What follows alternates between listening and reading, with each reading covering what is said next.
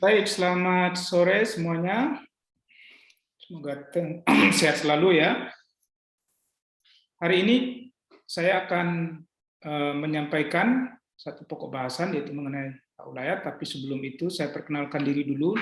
Nama saya Ricardo Sumermata, salah satu anggota dari Departemen Hukum Agraria di Fakultas Hukum kita.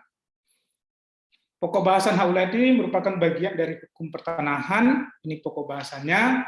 Saya akan menyampaikan 3 hal berkaitan dengan hak ulayat. Pertama, konsep hak ulayat, pengaturannya dalam peraturan perundang-undangan dan perbandingan dengan negara lain. Nah, kalau melihat RPKPS, maka tujuan pertemuan hari ini adalah membuat kalian para mahasiswa untuk mampu memahami dan menjelaskan konsep pengetahuan hukum dan perbandingan dengan negara lain terkait hak ulayat. Dan kalau kita kaitkan dengan CPL dan CPMK, ya, pertemuan hari ini akan membantu kalian untuk menguasai teori berkaitan dengan hak ulayat, tentu dengan menggunakan pendekatan monodisipliner, termasuk juga kalau kita lihat capaian pembelajaran mata kuliah hukum pertanahan yang poin pertama, yaitu mahasiswa mampu memahami teori-teori dasar yang berkaitan dengan hukum pertanahan. Untuk pertemuan hari ini, tolong perhatikan beberapa hal. Pertama, nanti setelah kuliah selesai atau selama perkuliahan bisa melakukan absen melalui elok. Kemudian tolong diupayakan untuk menghidupkan kameranya, kecuali ada alasan penting. Kemudian selama perkuliahan, kalau tidak sedang berbicara, tolong di-mute audionya. Kemudian saya berharap nanti kalian berperan aktif dengan mengajukan komentar atau pertanyaannya. Nah, ini ada beberapa bahan bacaan untuk kuliah hari ini. Ada sekitar 7, ya.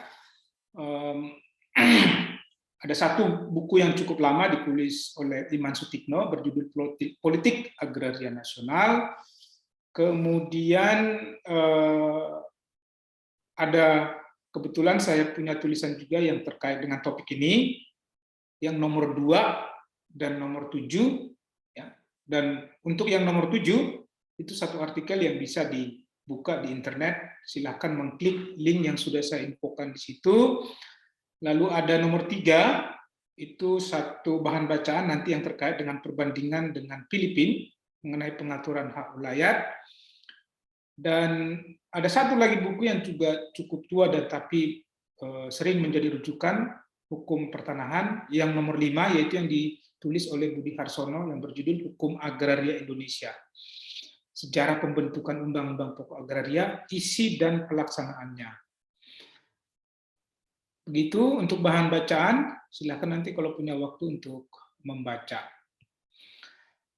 Sekarang saya mulai menjelaskan hak ulayat, dimulai dari konsep. Secara kebahasaan, hak ulayat itu merupakan, ya, padanan dari istilah bezichtingsrecht yang dikenal dalam bahasa Belanda. Jadi bukan terjemahan, tetapi padanan. Nah, dalam bahasa Belanda, kata recht bisa dimaknai 2. Satu sebagai hak, yang kedua sebagai kewenangan.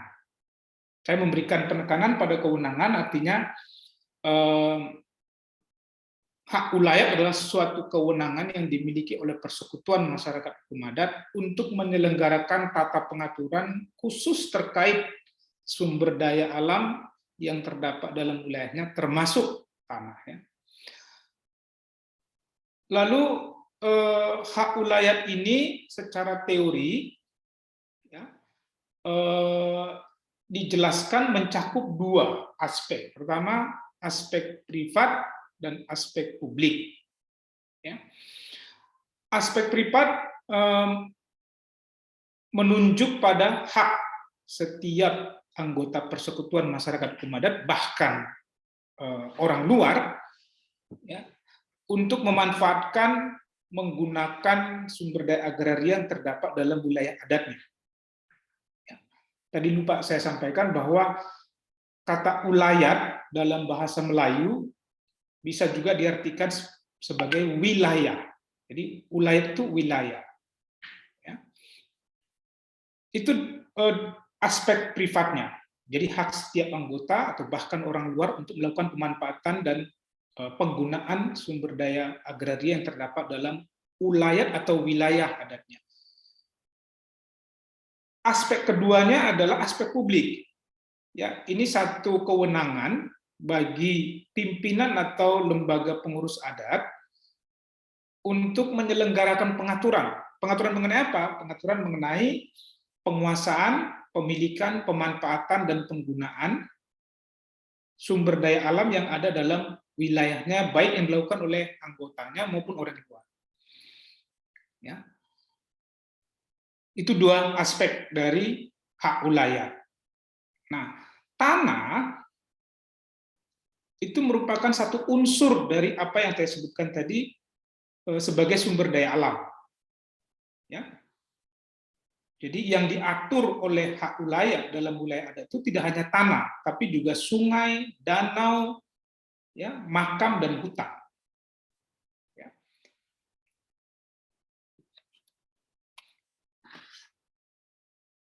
Silakan kalau ada yang mau bertanya mengenai konsep hak ulayat. Silakan, Mas Cani.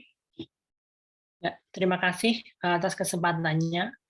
Yang ingin saya tanyakan, Pak, terkait dengan aspek privat hak ulayat yang merujuk pada setiap anggota dan orang luar bisa memanfaatkan dan menggunakan sumber daya agraria yang terdapat dalam wilayah ulayat.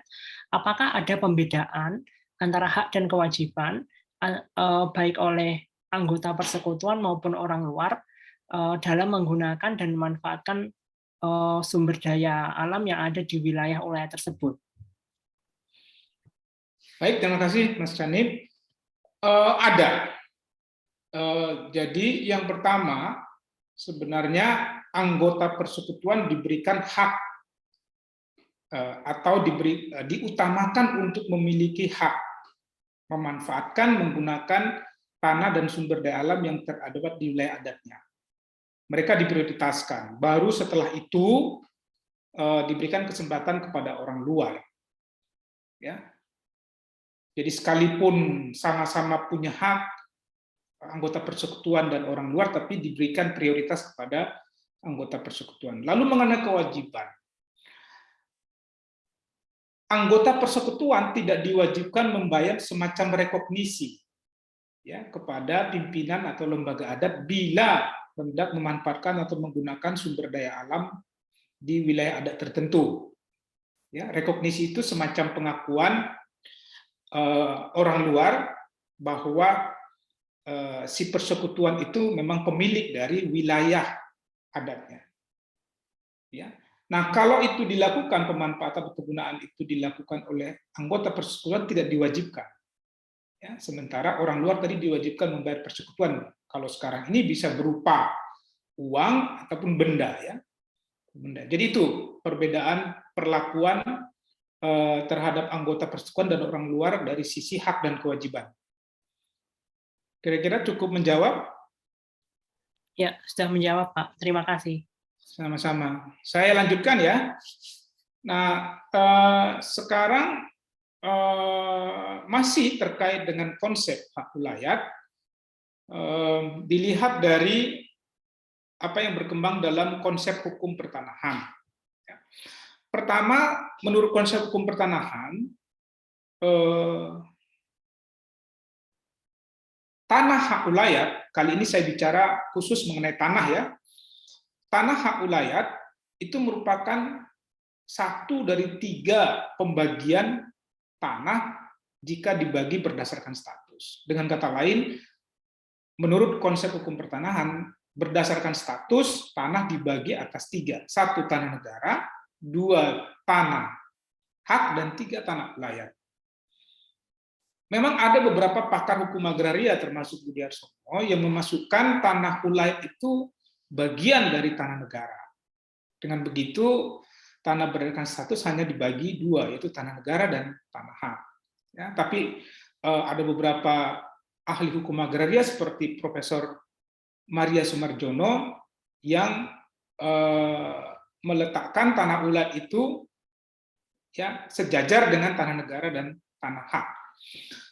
Yang kedua, dalam konsep sistematika penguasaan tanah menurut hukum pertanahan, sistematika atau susunan itu terbagi atas 4 dan tersusun secara hierarkis. Yang paling atas itu disebut hak bangsa. Ini hak yang paling tinggi. Hak semua bangsa atau warga yang tinggal di suatu negara, dalam hal ini tentunya Indonesia, untuk bisa memanfaatkan dan menggunakan sumber daya alam yang ada di wilayah negara itu. Setelah itu hak negara yang didelegasikan kepada pemerintah untuk menyelenggarakan penguasaan tanah. Ya, penguasaan tanah. Dengan hak ini, negara atau pemerintah boleh menyelenggarakan pengaturan, ya, menentukan misalnya jenis-jenis hak, kemudian mengatur hubungan orang dengan tanah. Ya. Yang ketiga, itu hak ulayat. Ya, tadi sudah saya jelaskan apa itu hak ulayat. Dan yang terakhir itu hak individual atau hak perorangan, seperti hak milik, hak guna bangunan, hak pakai, ya, atau hak guna usaha. Jadi dengan sistematika atau susunan ini tercantum di situ hak ulayat. Ya. Ini menunjukkan secara konsep lagi-lagi hak ulayat itu, terutama khususnya tanah ulayat, itu dikenal dalam konsep hukum pertanahan. Nah, sekarang bagian kedua dari penjelasan saya mengenai hak ulayat, yaitu aspek pengaturannya. Sekarang kita mulai dari konstitusi kita, Undang-Undang Dasar 1945. Nah, memang tidak eksplisit dalam artian digunakan kata hak ulayat atau tanah hak ulayat dalam konstitusi kita, tetapi dari istilah yang digunakan, misalnya dalam pasal 18B ayat 2, ada kata hak-hak tradisionalnya, ya, dalam konsep hukum agraria dan peraturan perundang-undangan, misalnya Undang-Undang Hak Asasi Manusia nomor 39 tahun 99, dikatakan di situ salah satu contoh dari hak-hak tradisional adalah hak ulayat. Ulayat. Dengan begitu, kalau kita maknai seperti itu, maka konstitusi kita di pasal 18B ayat 2 ini mengakui hak ulayat sebagai salah satu contoh dari hak tradisional persekutuan masyarakat hukum adat. Lalu disambung atau dilanjutkan dengan pasal 28I ayat 3 Undang-Undang Dasar 1945. Saya garis bawahi ada kata hak masyarakat tradisional. Saya memaknainya sama dengan kata hak-hak tradisional pada pasal 18B ayat 2. Nah, sekarang kita bergeser ke pengaturan dalam Undang-Undang Pokok Agraria. Ya. Kalau berbicara mengenai pengaturan hak ulayat atau tanah hak ulayat dalam UPH, biasanya orang merujuk pada pasal 3-nya. Ya, pasal 3-nya. Jadi pasal ini kalau kita baca beserta penjelasan umum UPH, bisa kita simpulkan bahwa pelaksanaan hak ulayat, keberadaan hak ulayat itu diakui oleh UPA. Tetapi ada kondisionalitas sepanjang hak ulayat atau tanah ulayat itu masih ada. Dan sesuai dengan kepentingan nasional dan negara, dan tidak boleh bertentangan dengan undang-undang dan peraturan lain yang lebih tinggi. Jadi ada pengakuan dan dibolehkan hak ulayat untuk dilaksanakan, tetapi ada pagar, ya, kondisionalitas agar hak ulayat bisa dilaksanakan. Nah, itu bunyi ketentuan pasal 3 UU PA yang mengatur mengenai hak ulayat. Silakan kalau ada yang mau bertanya mengenai ini. Silakan Mbak Almonika. Baik, terima kasih Pak Ricardo. Saya jadi terpikir Pak Ricardo untuk bertanya, kalau pelaksanaan hak ulayat pada pasal 3 UU PA itu kemudian ada pagar tadi ya menurut Bapak menyebutnya, sepanjang menurut kenyataannya masih ada begitu. Apakah ada mekanisme tertentu Bapak untuk menentukan atau menyatakan bahwa oh ini masyarakat hukum adatnya masih ada atau tidak ada begitu, atau kemudian ada juga aktor tertentu yang memang diberikan kewenangan untuk menentukan masih atau tidak adanya masyarakat hukum adat tersebut. Terima kasih Pak. Terima kasih Mbak Almonika, ini pertanyaan bagus. Ya, ini jawaban atas pertanyaan ini sekaligus saya meneruskan penjelasan mengenai pengaturan hak ulayat dalam hukum pertanahan, khususnya peraturan pelaksananya ya. Nah, kalau kita lihat slide berikut ini adalah daftar peraturan perundang-undangan yang kebetulan dikeluarkan oleh Kementerian Agraria dan Tata Ruang Badan Pertanahan Nasional.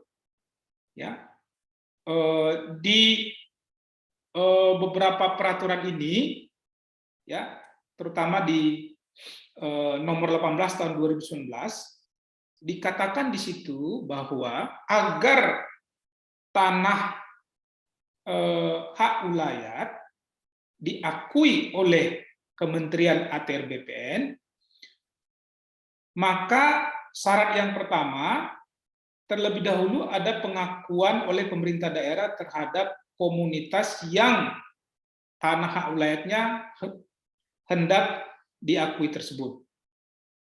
Ya. Jadi ada pengakuan, namanya pengakuan keberadaan. Pengakuan keberadaan ini melahirkan subjek nanti ya. Baru setelah itu nanti Kementerian ATR BPN akan memproses permohonan pengakuan tersebut yang sekarang bahasanya penatausahaan ya. Dan tentu saja dengan ketentuan ini instansi pemerintah yang mempunyai kewenangan untuk memberikan pengakuan itu adalah pemerintah daerah. Dan instansi pemerintah yang nanti akan menata usaha atau mengakui tanah ulayat adalah Kementerian ATR BPN. Itu instansi yang terlibat di dalam pengakuan tanah ulayat itu. Begitu kira-kira Mbak Almonika, apakah ada yang mau ditanyakan lagi? Cukup Bapak, sudah sangat jelas. Terima kasih, saya lanjut ya.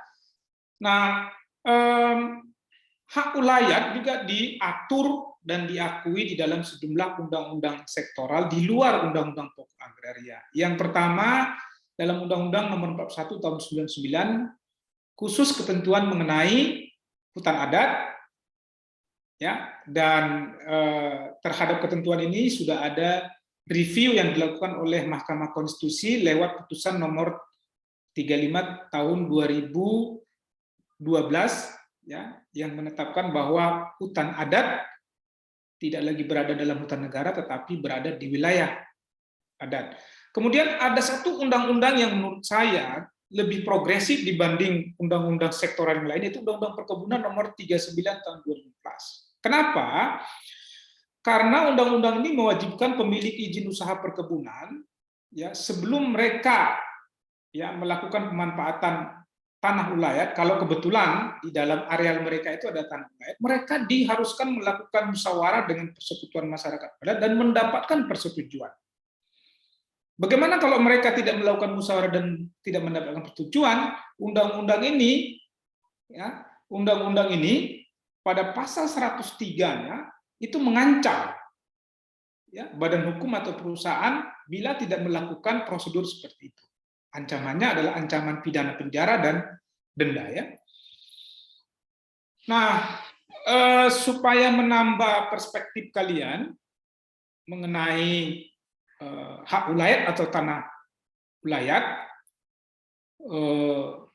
khususnya pengaturannya, saya akan menjelaskan pengaturan hak ulayat atau tanah ulayat di negara tetangga kita, Filipina, salah satu anggota ASEAN. Mengapa saya memilih Filipina? Karena ini perbandingan yang sifatnya apple to apple ya. Kita dan Filipina itu memiliki beberapa kemiripan. Ya. Filipina dan kita sama-sama negara berkembang. Ya. Terlebih dari itu, Filipina sama dengan Indonesia memiliki komunitas-komunitas adat yang masih menyelenggarakan penguasaan, pemilikan, pemanfaatan, dan penggunaan sumber daya alam di wilayah adatnya berdasarkan hukum adat. Jadi dengan alasan itu, perbandingan ini masuk akal ya. Nah, Filipina sebagai tindak lanjut dari meratifikasi Konvensi AIDA 169 mengenai indigenous people dan tribal peoples, pada tahun 97 mereka atau pemerintahnya mengesahkan satu undang-undang yang diberi nama Indigenous People Rights Act. Ya. Nah, ada paling tidak 2 ketentuan di dalam undang-undang ini yang secara substansi menyebutkan negara mengakui ya, hak-hak tradisional terkait dengan tanah komunitas-komunitas adat yang ada di Filipina. Ya, itu terdapat dalam bab 1-nya bagian 2 di huruf A dan huruf B. Mari kita lihat huruf A-nya. Ya. Pada huruf A di bagian akhirnya ada kalimat yang berbunyi within the framework of national unity and development. Ini bukan ketentuan yang terkait dengan pengakuan, tapi kalau kita bandingkan dengan pasal 3 UU-PA kita, ini ada kemiripan bahwa pengakuan terhadap hak ulayat itu tidak boleh keluar dari kerangka ya, kesatuan dan pembangunan nasional. Ya, yang dalam UPA tadi itu menjadi kondisionalitas, tidak boleh bertentangan dengan kepentingan negara, ya, kepentingan pembangunan, pelaksanaan hak ulayat atau tanah hak ulayat itu. Ya, jadi ada kemiripan dengan kita. Kalau dalam konsep hukumnya ini yang disebut dengan repugnancy clause, ya, satu prinsip ya yang membolehkan negara untuk mengakui penggunaan hukum-hukum adat beserta pengakuan atas hak-hak berbasis adat, tetapi tidak boleh bertentangan dengan keadilan universal, tidak boleh bertentangan dengan kepentingan nasional. Itu kita sebut dengan repugnancy clause. Nah, khusus yang terkait dengan pengakuan pelaksanaan atau hak ulayat ada di bagian bab 1 bagian 2 huruf B-nya. Huruf B-nya. Pertama di situ disebutkan atau dipakai istilah ancestral domains. Itu menunjuk kepada wilayah masyarakat hukum adat yang itu sudah ada sejak masa lampau, diwariskan oleh para penerusnya atau nenek moyang komunitas atau persekutuan adat itu. Ya. Dikatakan bahwa perlindungan terhadap ancestral domain dimaksudkan untuk ya memastikan bahwa ada pengakuan sekaligus terhadap sistem ekonomi, sistem sosial, dan sistem budaya, termasuk pengakuan terhadap pelaksanaan atau penerapan customary laws. Customary laws yang mana? Yaitu yang mengatur mengenai property rights. Nah, hak ulayat tentu saja itu bagian dari property rights, ya, bagian dari property rights. Jadi dari huruf B ini kita tahu bahwa lewat undang-undang ini pemerintah Filipina mengakui keberadaan pelaksanaan dari hak-hak berbasis adat ya yang dimiliki atau dipunyai oleh indigenous cultural communities dan indigenous peoples. Ini dua istilah yang digunakan di dalam Undang-Undang Indigenous People Rights Act, ya, atau yang disingkat dengan IPRA. Baik, saya sudah menjelaskan 3 hal ya mengenai hak ulayat, termasuk tanah ulayat. Pertama konsep, kemudian pengaturannya, dan tadi saya melengkapinya dengan membandingkan dengan Filipina. Silahkan kalau ada yang mau bertanya, silahkan Mbak Sartika. Pak, ini untuk penugasannya, apakah keputusan pengadilan itu boleh di pengadilan tingkat mana saja atau ada ketentuannya khusus, Pak? Oke, tadi saya belum menjelaskan, ya, terima kasih sebelumnya saya menjelaskan soal penugasan ini. Jadi penugasan ini dimaksudkan untuk melengkapi pengetahuan kita termasuk kalian mengenai hak ulayat ini, bukan saja hanya dari aspek peraturan perundang-undangan, tapi juga dari putusan pengadilan. Ya, nah putusan pengadilan ini bisa putusan pengadilan umum kasasi maupun putusan pengadilan tata usaha negara ya yang terkait dengan hak ulayat. Dan jangan lupa nanti dikumpulkan lewat semester paling lambat tanggal 27 Agustus pukul 23.59 WIB. Begitu Mbak Sartika? Baik, terima kasih Pak.